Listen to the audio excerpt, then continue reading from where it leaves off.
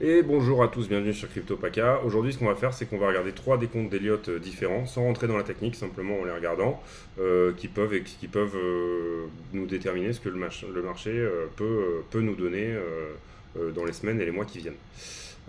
Donc ici, on a dézoomé complètement, on est sur le BTC face au dollar, bien sûr, on est sur le décompte le plus bull. Donc on aurait une qui se termine en avril, deux qui se finit en juillet, qui atteint ses objectifs. Et là, on serait dans le début d'une 3 qui commence en leading diagonale ici. Donc, et là, ça termine la une de la vague orange. Et puis on attaque, on monte, on monte, on monte, on monte jusqu'au. Donc ça, c'est les objectifs calculés théoriques, minimum 226 000 dollars. Ça, c'est super. Dans ce cas-là, on est vraiment au top. C'est l'embellie. On a un rebond très rapide, puisque impulsif. Pourquoi pas? Pourquoi pas? Parce qu'il y a beaucoup de shorts ici au nord. Malheureusement, ça pourrait aussi faire flipper sur la 2, là, ici, parce que tout le monde pourrait penser à un retournement. Mais ce qui fait qu'on va pas charger la 3 avec. Personne ne croira trop à la 3 si vous voulez. Ça peut être un scénario sympathique qui peut vraiment nous donner quelque chose de sympa. Voilà. Ça, c'est à retenir et puis à étudier pour plus tard. Qu'est-ce que nous donnerait à ce moment-là la 5? Eh ben, en général, une diagonale, c'est pour ça que j'ai mis les deux droites, elle tape, elle se cogne sur deux droites. Là, on a les points de contact, etc. La 5 nous emmènerait tout de suite directement autour des 75, 70, voilà, et très rapidement. Hein, voilà. Là, on parle d'un short squeeze de quelque chose de l'ordre d'une ou deux semaines. Ça, c'est super. Par contre, ça serait un short squeeze qui devrait quand même être accompagné d'un petit peu de volume. Parce que je vais vous le montrer, peut-être plutôt. Oui, là on est en weekly, oui, c'est bien. Ouais, bah, c'est bien. Alors d'abord, je vais vous montrer cette divergence baissière là, qui est quand même un peu flagrante. Hop, ici on a fait un RSI de plus en plus bas, et là on a fait un cours qui monte. Donc on a une divergence baissière en weekly, ce qui sent pas bon du tout. Bon, après on est en train de corriger, hein, donc on voit qu'effectivement, c'est ce qui s'est passé. Après, est-ce que ça va aller plus bas ou pas? Je sais pas. Mais en tout cas, divergence weekly, c'est quand même fort su comme correction. Voilà.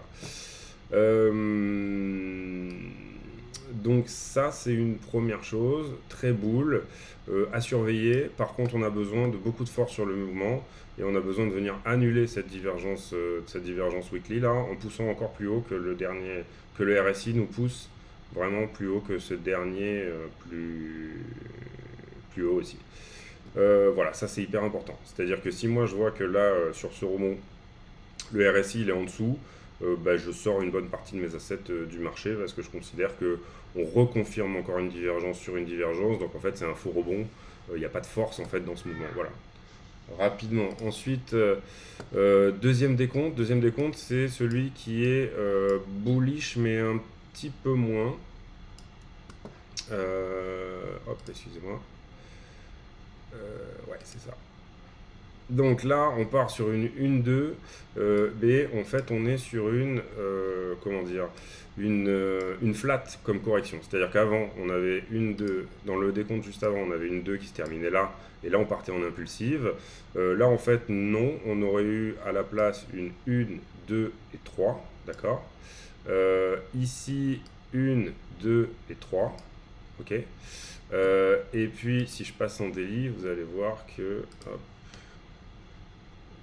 et bien là, on peut compter une leading diagonale, c'est-à-dire 1, 2, 3, 4 et 5. Qu'est-ce qui me gêne dans ce décompte-là? Donc ça s'appelle une running flat. Donc cette correction-là en ABC, donc qui elle-même est 1, 2, 3. 1, 2, 3, vous voyez. Ce qui me gêne dans ce décompte-là, c'est que, en fait, c'est un peu la temporalité des vagues. C'est-à-dire que j'aime pas trop le fait que cette vague-là soit plus courte que les deux autres en termes de temps. Alors, normalement, en Elliott, il n'y a pas de temporalité des vagues, mais on aime bien quand même voir des choses qui nous paraissent cohérentes. Quels sont les objectifs de cette vague-là? C'est 155 000 dollars. Donc on est toujours en bull run. Hein. Dans les trois cas que je vous donne, À part celui-ci que vous allez voir qui va beaucoup moins vous plaire. En tout cas, dans les deux premiers cas, on est sur quelque chose qui va pumper, un peu moins dans le deuxième, enfin beaucoup moins dans le deuxième, mais bon, voilà. Première target 230, je crois, et deuxième target, c'est ça, 150, voilà. Ensuite, on continue. Donc là, on est toujours encore une fois sur le décompte, sur le BTC face au dollar, décompte d'Elliott le plus bearish que j'ai pu trouver. Qu'est-ce qui se passerait? C'est qu'en fait, la 2, je vais zoomer un petit peu, voilà, la 2, en fait, n'était pas finie ni là, ni là, mais elle se finit plus loin. Là, on cherche la fin de la 2, hein, c'est un petit peu l'idée de tous ce décompte. Rappelez-vous qu'en Elliott, il faut donner plusieurs décomptes, sinon on ne peut pas prédire là où va être le cours. C'est pas possible, c'est complètement impossible quoi, de prédire l'avenir, c'est pas possible. Donc cette correction-là, ça s'appelle une flat étendue, c'est-à-dire qu'elle redescend ici. Donc l'idée de cette flat étendue, c'est qu'elle doit retracer 151,8. 161,8 pardon, donc là j'ai placé ma flat à 161,8 de retracement de ces deux-là.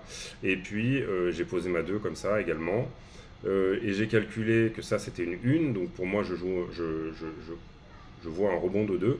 Et puis ensuite ça redescend et ainsi de suite jusqu'au 12 600 dollars. À savoir que tout ça, ça peut s'étaler dans le temps, donc ça peut être sur plusieurs années, bien sûr.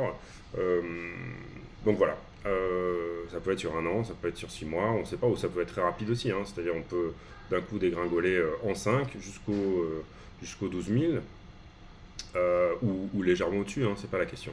Ce qui me plaît dans ce scénario-là, c'est que on vient combler tous les trous de volume qu'on a là, avant de repartir. Donc du coup, en fait, ça rassure un petit peu au sens où là, ici, on avait un trou dans le volume parce qu'on est passé très vite là, vous voyez, au moment où on est passé là-dedans, on y est passé très vite, on n'y est jamais revenu. Il n'y a pas eu trop de business dans cette zone, donc du coup, c'est un des comptes qui pourrait tenir par rapport à ça, et c'est un des comptes que moi je vais appréhender un peu plus facilement en fonction des volumes là, qui vont venir là sur ce mouvement de 2. Voilà, sachant que moi, ma stratégie là, c'est que sur ce rebond de 2 là, je vais quand même prendre des profits, même si c'est pas les niveaux que je m'étais fixé au départ. Je vais quand même prendre des profits, surtout sur les alts que j'estime quand même être un petit peu dangereuses. Voilà, tout ça, je vais me hedger en dollars. Je me suis déjà hedgé à la cassure de ce biseau là. Je ne sais pas si vous le voyez là, ici, voilà, voilà. Ici, moi, à la cassure de cette trendline là, entre ce point là et ce point là, j'ai vraiment du mal avec la souris, hein. Je suis un petit peu. Hop, hop, hop. Hop. Donc à la cassure de cette trend là, cette nuit, donc là on avait une vraie trend avec 3 points de contact. À la cassure de cette trend, j'ai pris quelques profits sur les alts qui avaient bien performé dernièrement, hein. Je précise que j'ai pris du profit que sur les alts qui avaient vraiment performé, qui m'ont donné satisfaction dans leur rendement, et en fait ils m'ont resté.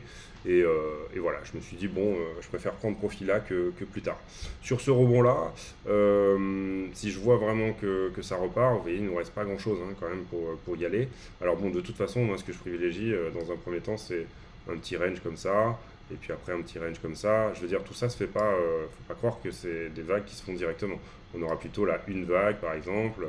Je sais pas, ici ça redescendra, et puis ensuite ça remontera, et ensuite une vague, enfin voilà. Et ça nous permettra de dire, ah bah tiens, on a fait une zigzag, ou je sais pas, ou voilà, on a corrigé d'une certaine manière ou d'une autre. Donc, qu'est-ce que je voulais dire? Oui, donc par rapport à ça, moi je suis un petit peu en train de me hedger en dollars là en ce moment sur certaines choses, parce que je trouve que ce scénario il peut tenir. Il peut complètement tenir un blow off top et redescendre aux 12 000. Alors tout le monde nous dit non, les 20 000 ça tiendra. Oui, ça tiendra, bien sûr que ça tiendra un mois, 2 mois, peut-être, j'en sais rien. Enfin, là, on parle de. Il y aura toujours des variations de prix. Voilà, pour les traders, c'est très bon, les variations de prix là, pour pour un trader, c'est un très bon moment, parce que, enfin pas là tout de suite, parce que là on est en train de stagner au 48, mais ce type de mouvement est excellent à trader. Les variations de prix, si vous tradez que les variations de prix, si vous êtes trader, c'est excellent. Maintenant, pour un investisseur, moi, mon portefeuille d'investissement, je sais que je vais hedger une partie de ces choses-là. Voilà, tout ça pour vous dire que voilà mes 3 décomptes possibles à ce jour. Pour vous donner une info aussi que je trouve vraiment importante, pour moi, alors c'est pareil, je peux pas vous dire on va faire ça ou on va faire ça, j'en sais rien, hein. Pour moi, soit on sort, là on s'éjecte très vite, ce qui est à la fois un bien et un mal, mais je vais pas m'attarder, je vais pas faire une vidéo trop longue, mais bon, voilà. Soit on s'éjecte de là et on sort très vite, ça n'a pas trop l'air d'être ce qui se passe là actuellement. Il faudrait qu'il y ait un catalyseur pour ça. Je sais pas, une narration sur le Covid par exemple, comme quoi le nouveau variant en fait j'ai entendu plein de choses en fait. J'ai entendu hier soir le Covid, si j'ai bien compris, était présent en Californie, donc du coup ça aurait déclenché un panic sell de peur d'un confinement. C'est complètement possible. Le BTC est souvent en avance sur les marchés. Le VIX, il a clôturé à 30 vendredi. Complètement possible que ça soit ça la cause du crash, vraiment. Parce que la peur du confinement, il y a la mémoire de mars, ce qui se passait en mars, il y a eu quand même un gros crash en mars 2020. Donc complètement possible. Deuxième narration que j'ai entendue, c'est qu'en fait, c'est parce que ce variant n'est pas résistant au vaccin ou les gens qui sont déjà tombés malades peuvent retomber malades de ce variant. Enfin, ils ont prouvé par des études que. Donc ouais, effectivement, ouais, c'est un petit peu flippant, surtout s'il est plus contagieux. Complètement possible. On a peur d'un confinement. Du coup, on s'exite de tout ce qui est à risque. On se hedge, un petit peu ce que moi j'ai l'intention de faire sur le rebond. Complètement possible. Troisième hypothèse, c'est que... oui, voilà, ce que je voulais dire, c'est que c'est possible que ces narratifs s'adoucissent. C'est possible que, par exemple, là, on nous dise « Ah ben non, mais en fait, cette variante-là, c'est pas un truc qui vous envoie à l'hôpital. Elle est plus tranquille. » Et puis en fait, du coup, vous allez être immunisé contre toutes les formes de Covid grâce à celle-là. Et puis en fait, ça va être la fin du Covid. Ah ben là, le cours, d'un coup, il commence un petit peu à se dire « Ah ben en fait, le BTC, c'est pas si mal que ça. » Et là, on part to the moon. Alors, soit on part to the moon grâce au narratif, soit on est juste en train de vous vendre du rêve pour distribuer. Vous voyez, on est juste en train de vous dire tout va bien, de manière à ce que eux ils puissent se hedger tranquillement, parce qu'il faut bien qu'ils vendent à quelqu'un sans que le prix dump. S'ils ont énormément, donc il faut quand même, s'ils ont énormément de BTC, il va falloir les vendre à quelqu'un. Ils vont pas se les vendre entre eux. Voilà, c'est pas l'idée quoi. Donc une narration pour faire remonter les marchés bien tranquillement, que tout le monde se calme, etc. Il va certainement y en avoir, il y en a toujours, il y en a à chaque fois. Donc ça c'est complètement possible aussi qu'on commence à entendre des choses au niveau narration qui nous emmènent plus haut que ce qu'on est actuellement, mais que ça soit quand même une phase de distribution, c'est-à-dire que on reprenne le prix pour le faire remonter et pour que les gros puissent redistribuer aux petits. Et que les petits, ce soit eux qui se retrouvent bananés. Voilà, c'était tout. Je pense que j'ai fait le tour. J'espère pas avoir été trop long sur cette vidéo-là. Mon but, c'était vraiment de faire une 5 minutes. Et j'y arrive pas. Bah écoutez, on va essayer. On va essayer de mieux en mieux. On va essayer de mieux préparer les vidéos. Je voulais retrouver un micro que j'ai au garage, mais je l'ai pas. Donc j'aurai toujours un son pourri. Tant que j'aurai pas rangé mon garage, voilà, ça sera comme ça. Je suis désolé. Et puis voilà, restez cool. De toute façon, il n'y a pas de panique. Enfin, gardez vos BTC en tout cas. Voilà, gardez les choses qui peuvent servir. Gardez vos ETH. Gardez les choses qui ont un intérêt. Voilà, je dirais DOT, Matic, ETH. Je dirais peut-être. Ouais, voilà, enfin tout ce qui peut réellement être utilisé pendant ce bear market, gardez-le parce que ça peut pas baisser autant que les autres. Voilà, moi c'est mon avis. C'est que après l'explosion d'une bulle, il faut racheter plus de ce qui est réellement utilisé parce que c'est l'effet de réseau après qui va faire les géants de demain. C'est-à-dire que à chaque fois que quelqu'un adoptera une technologie, ça va être, je sais pas moi. BlockFi pour bloquer vos tokens, enfin j'en sais rien, je ne vais pas faire de pub mais voilà, bon, l'idée en tout cas c'est de racheter des choses qui ont vraiment un bon fondamental et vous ne pourrez pas vous planter. Alors pendant un certain temps peut-être que vous pourrez vous planter, mais en tout cas après, si vraiment vous holdez ça pendant très longtemps, ça sera les géants de demain, donc faites-le.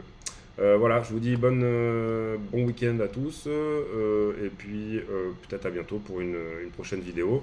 Abonnez-vous, pouce bleu, la cloche, tout ça. Voilà, allez, salut!